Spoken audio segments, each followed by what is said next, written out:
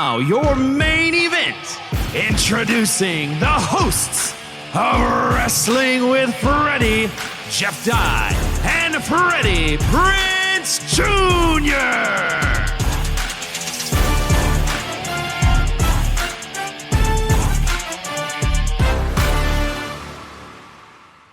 Welcome back, everybody. Wrestling with Friends, Wrestling with Freddie. I don't care what you want to call it. Jeff's here, so I call it Wrestling with Friends. When he's not, it's just me.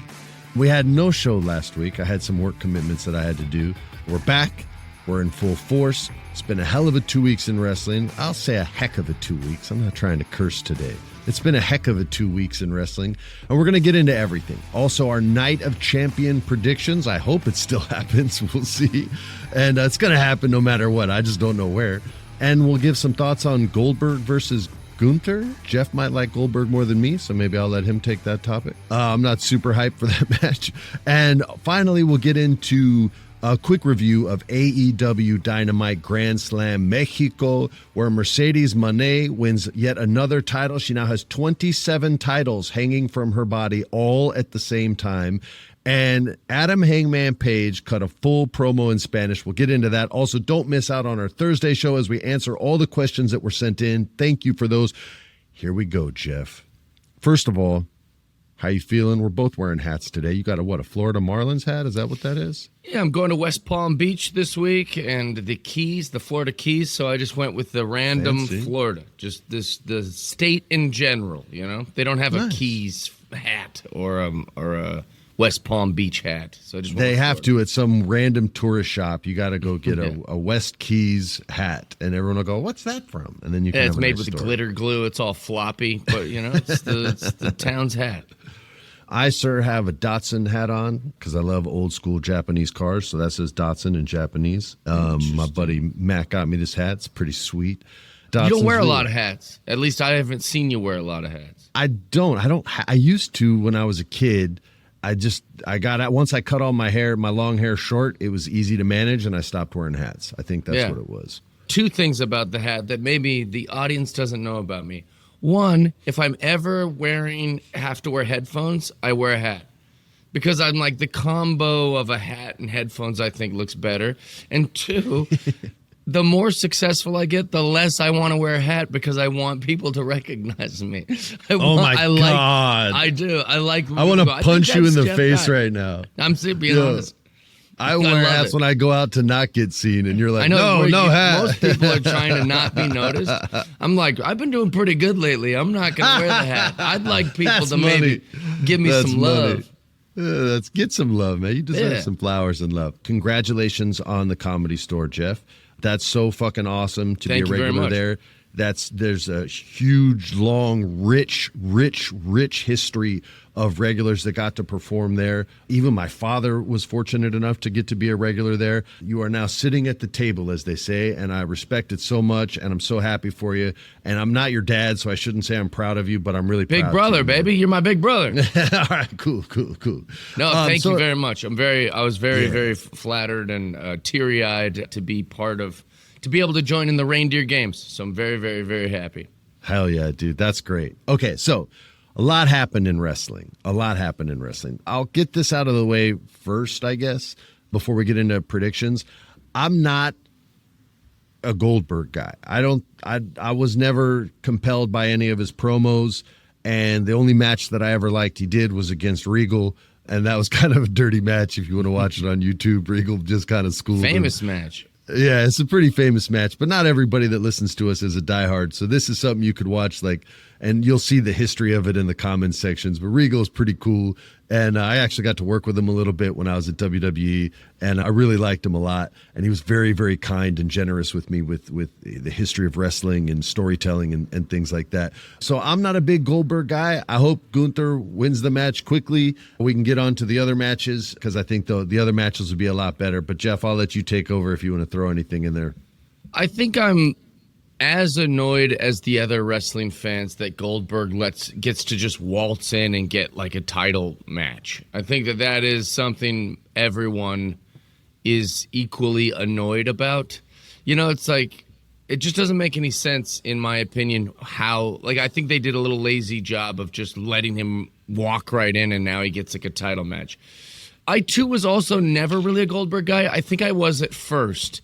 The first 20 squash matches where he just came in WCW and he was kind of like this super hulked out version of Stone Cold Steve Austin, where there was like, you know, without the mic work and that stuff, but just a bald white guy with muscles and a goatee just squashing everybody. I liked him at Sweet first. Sweet walkout for sure. Oh, it was a great entrance, and then he would just come in and do the move, and it would be over in like 20 seconds. I kind of liked all that, but I think I kind of liked all that because I was a teenager. I was a kid. And so maybe that's all I really cared. I was like, oh, he's so cool, and it kind of worked.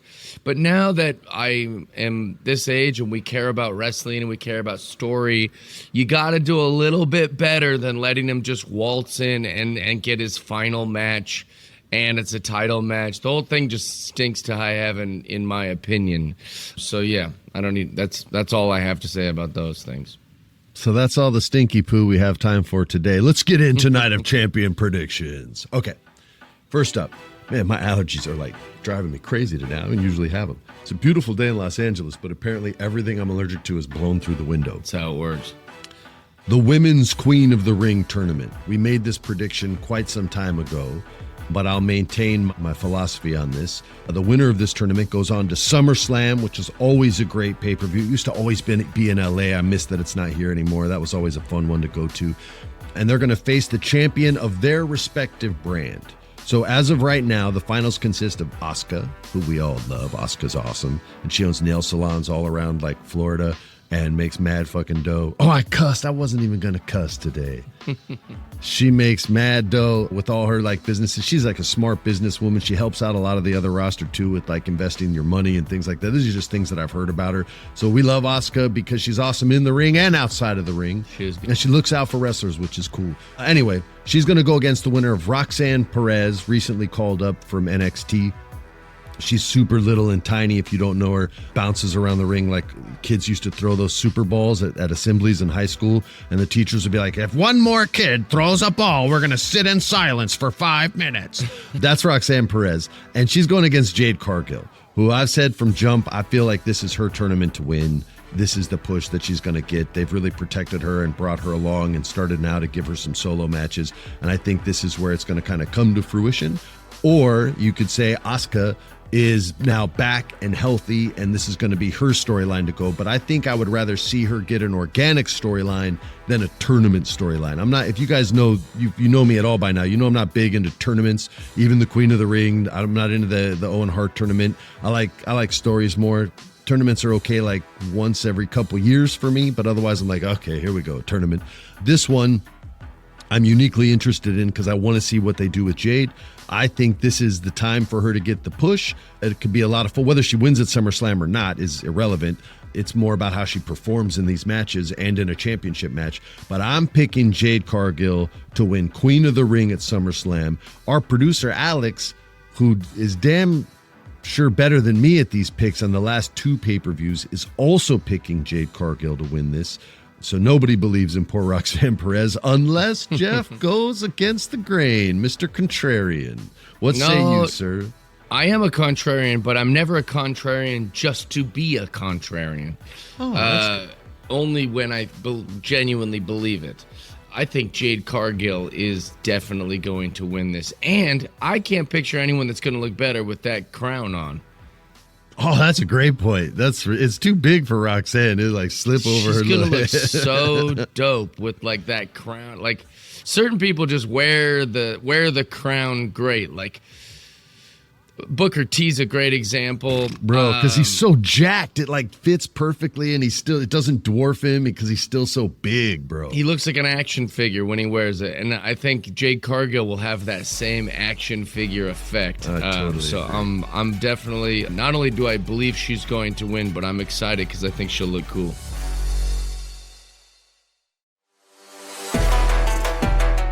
Yeah, man, I'm really excited to see what happens next. You know, she cut what I think is her best backstage promo last week. And she was talking to Byron, and she was talking about the Queen of the Ring tournament, and it was so clean. It was written for her to be certain, or she wrote it first and rehearsed it to be certain.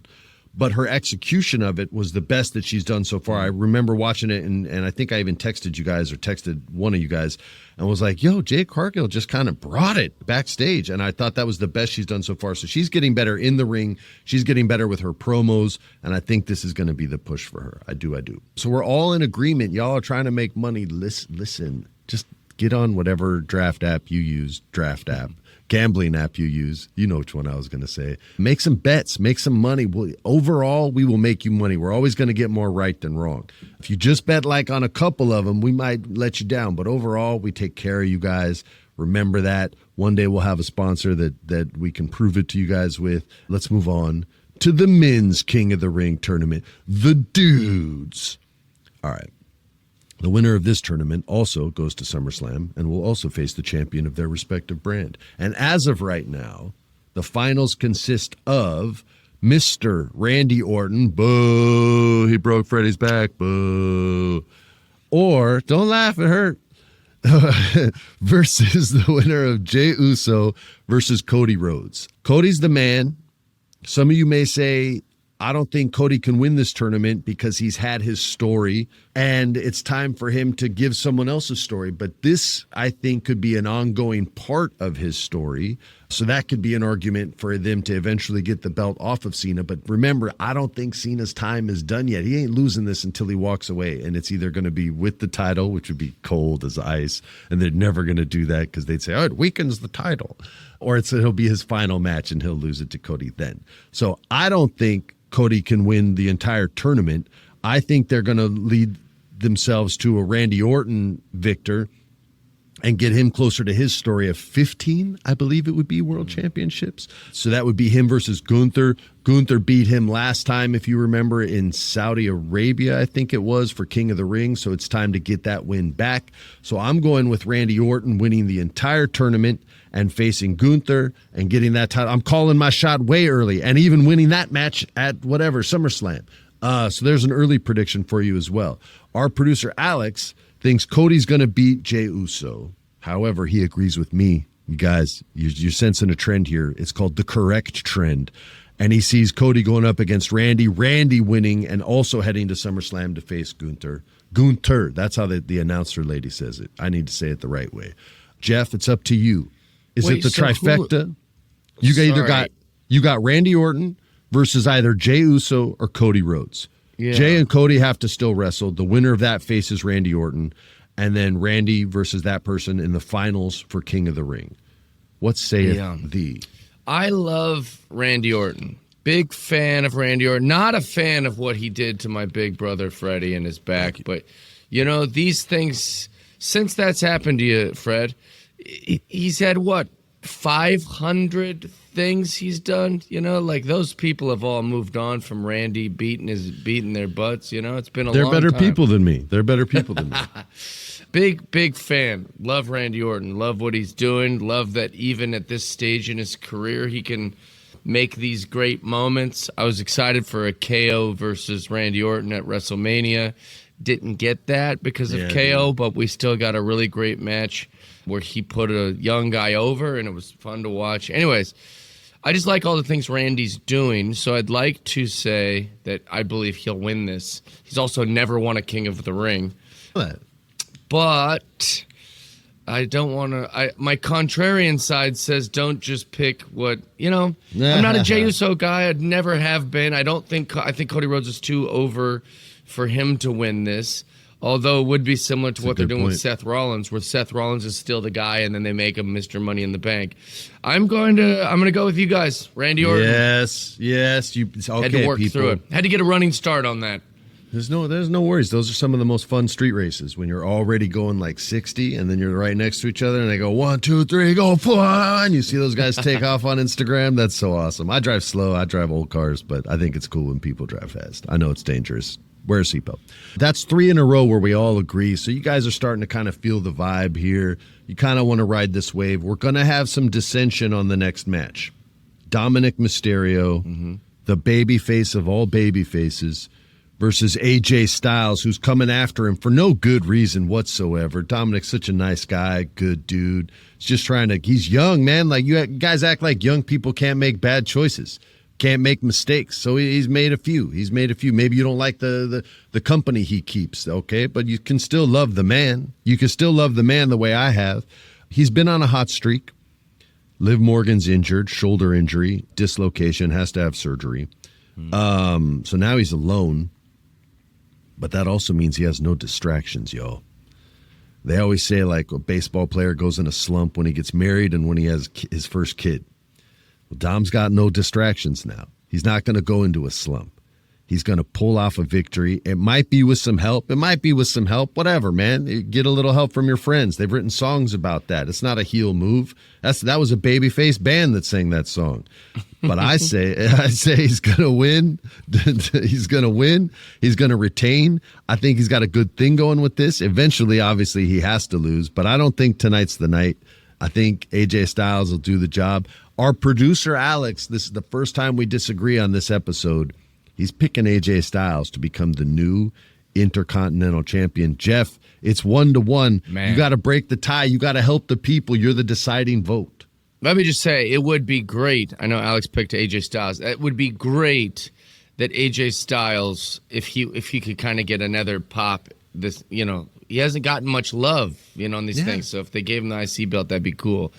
But Dom is the guy. I mean, he is so good.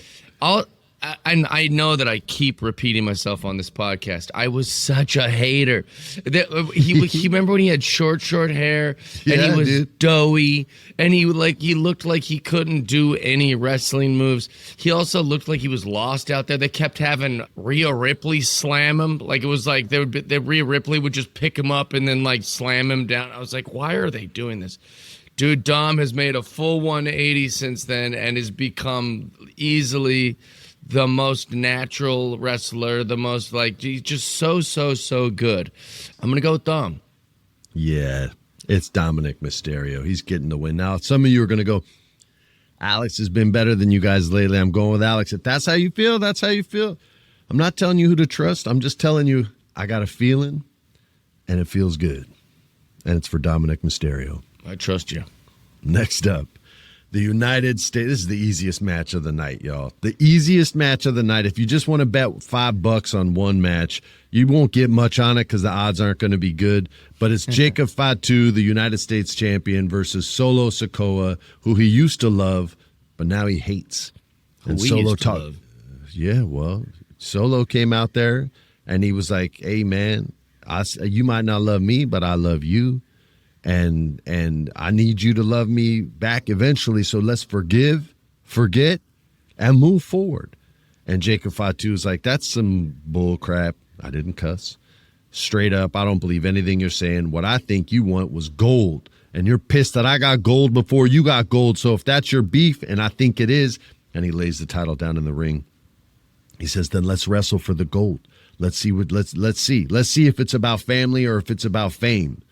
And Solo Sikoa's like, "Yeah, all right, here, get this Samoan Spike, fool." And he gets caught.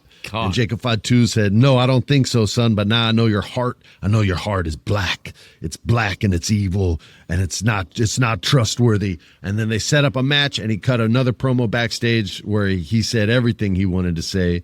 Basically, we understood that now we got a match at Night of Champions between these two. This is the easiest pick in the world. Everybody's going to see the Samoan werewolf, Jacob Fatu, win this match, beat up Solo. Solo will cheat a couple times and put some beatdowns on him, but Fatu will not stay down no matter what. He's going to win this match. I don't even think it's going to be that long of a match. It's not going to be a squash, but it's going to be like 12 minutes, and that's it. And he's going over huge. Alex agrees with me. Jeff's nodding his head, so I'm already ratting him out. But Jeff, What do you say? I mean, it's going to be a squash match in story. In story, it's a squash. There's no world where Solo beats Jacob Fatu. All three of us picked Jacob Fatu to win easily over Solo Sikoa, which means it's time for the main event. A main event where I'll say this, man. John Cena, I'm not going to say this is the best promo John Cena ever cut, but it's the best one I can remember in a long-ass time. you could tell at one point that they were ending too early. And so he just started spitballing because they were like, you could see him go like, yo, we still got 5 minutes.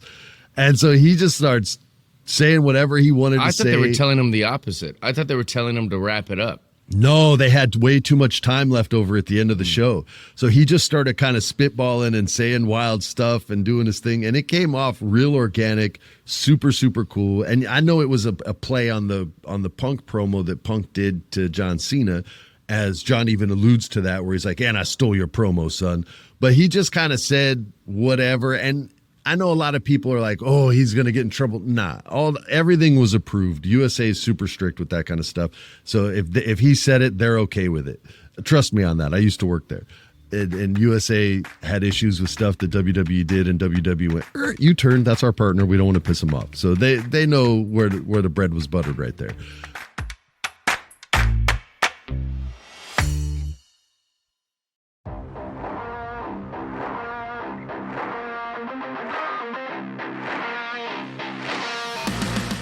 But it was really, really good, really clean. I'm excited to watch this match.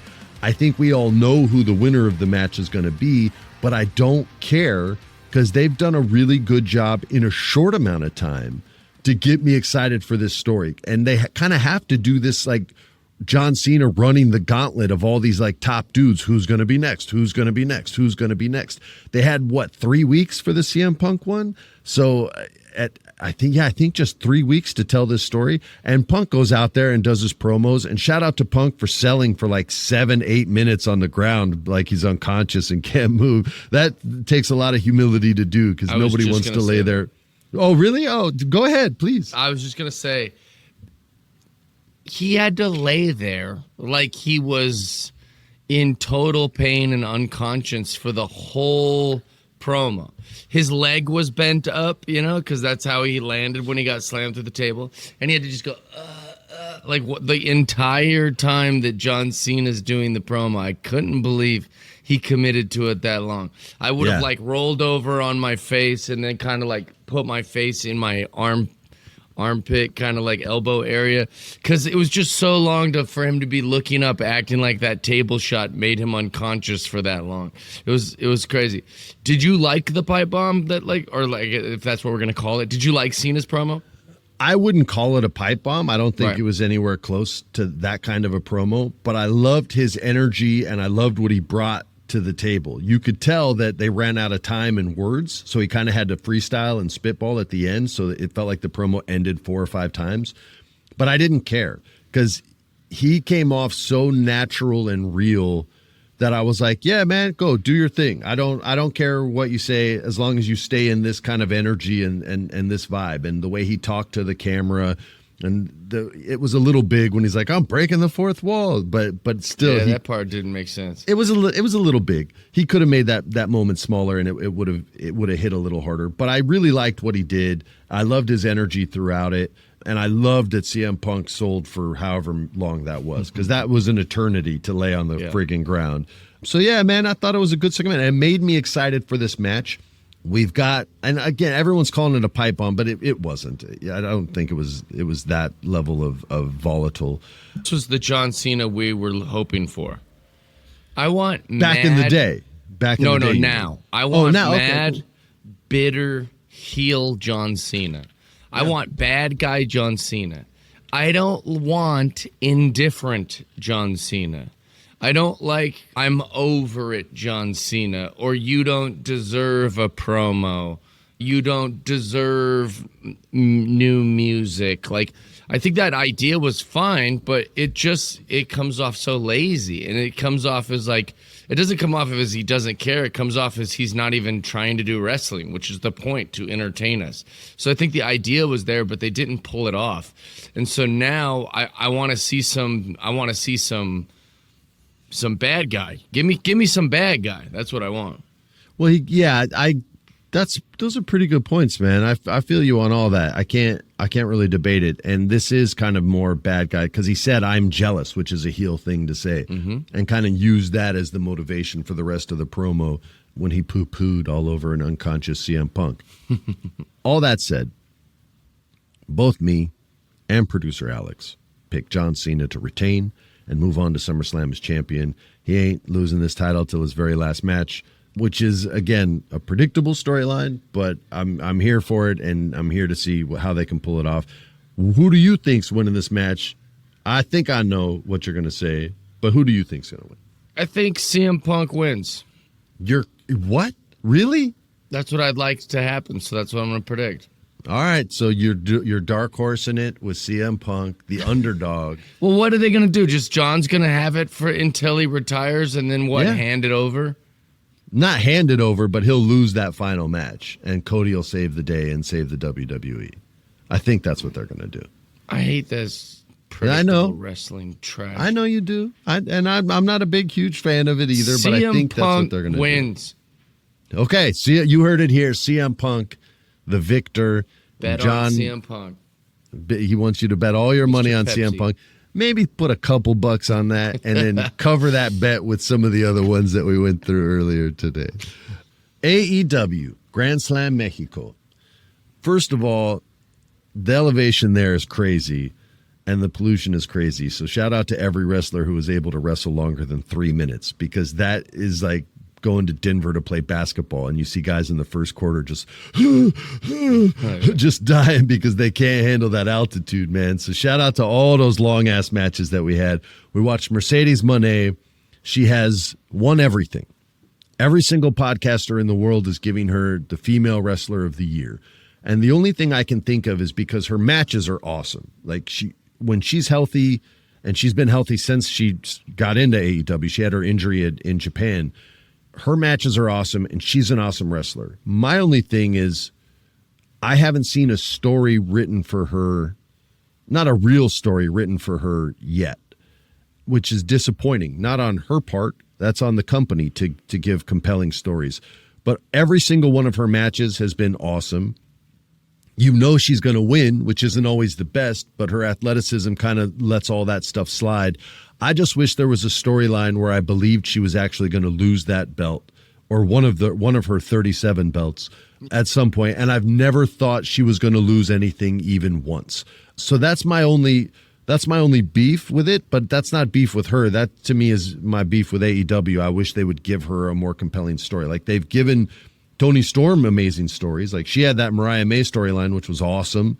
Mariah May now in WWE with some other name. Mariah May was a cooler name than whatever they picked. But yeah, so I want a little bit more of a story there. But she came in. She will be Wrestler of the Year in most people's eyes, and that's deserved just from her matches alone. Jeff, what do you think about all the love that she's getting right there? I mean, maybe it just feels because AEW isn't operating at the level that WWE has been, that I feel like I don't see much of any of the women's division over there. Like, I feel like when I watch the show, it's kind of an afterthought, is what it seems like on the program. They're talking about all the other things, the entire show, but then then all of a sudden, then you see a women's match and you go, oh, this is, I don't know. I just feel like they're not investing, unless it's Toni Storm. I feel like Toni Storm, you'll see a lot of things, them plugging whatever's coming up with her. But I feel like it's nothing, and then Mercedes Moné match or Mercedes Moné promo, and I'm like, I wasn't even keeping up. So it could be a Jeff thing, but it feels like it just doesn't get much eyes or doesn't get much attention. Hangman Adam Page opened the show and shocked me and a lot of other people because apparently Hangman Adam Page speaks damn near fluent Spanish. I mean, that was so impressive and such a smart way to start that show and get the crowd hyped and excited and make the crowd feel respected and make them feel like it was a part of the show. For him to go out there, a white dude, and cut a Spanish promo, a babyface promo to a Spanish crowd, a cowboy, a caballero, and went out there. And I mean, like, at first the crowd was hyped, and then it's not that the energy died. They just started listening because they were like, he's just not starting the show with like, bienvenidos, damas y caballeros. Like, it wasn't like, he just kept going and talking to them and telling them a real story about him and his life and what he's been through. Like, it was wild, man. So it was really, really smart.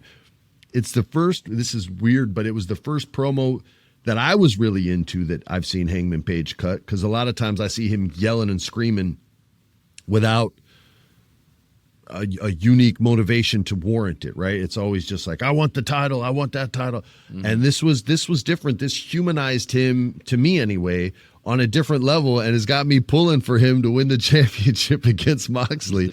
I think he's going to win anyway, but I want him to win now. I was like, yo, Adam freaking Page, man. Like, that was awesome. Like, I like that a lot. Or Hangman Page, I'll call him. It was really cool. It was just really cool, and I thought it was a special promo and a special night in wrestling, and I don't know if it's gotten the love it deserves. It probably has, but I hope it's been getting the flowers it deserves, because he brought it, he kicked ass, and that's hard as hell to do. When you see people speaking in their secondary language, like all the Japanese wrestlers in WWE or the Latinos that are over there, and it's a second language, and they're able to cut a promo that you can connect with, like, that's a major accomplishment. Like, same as when you see actors that are able to communicate in a second language at a high level, or a stand-up comedian where English isn't their first language, but they can still pull off a high-level joke and make an English crowd laugh. Like, that's so freaking hard to do. So when it's done, I want it to get the attention it deserves. What'd you think? I loved it. And also, I think it's a good little message for all the other wrestlers in AEW and WWE and maybe even in the indies or whatever. It's like, you've got to find little ways to constantly have moments that people talk about. You know, you've got to reinvent yourself. You've got to stay in the conversation. And this was a great way that Adam Page was able to show people a different thing he can do and win people over. Like, it's those moments where people go, oh, that's the, you know, there should be a way that everyone's talking about it, you know? And this was a great example of another way to do it. You know, you don't have to, like, necessarily have kendo sticks shoved through your eyeballs to get everyone to talk about the match that night. You know, you can find little ways to show everyone how good you are and how talented you are, and kind of, you know, give yourself some heat. That's today's show, people. Stay tuned for Unsanctioned Thursdays, where we're going to get into all the questions that you guys have throughout the season. You get a chance to ask us. We got a lot of them, so we'll get into as many as we can. Jeff, tell the people where you're going to be at this weekend. This weekend, West Palm Beach, Florida, and at the Kravis Center. And then I'll be at the Key West Theater in Key West. And if you're in LA, you can see him at the Comedy Store. Yeah. Mr. Jeff, I'm Mr. Freddie. Tune in tomorrow. Later.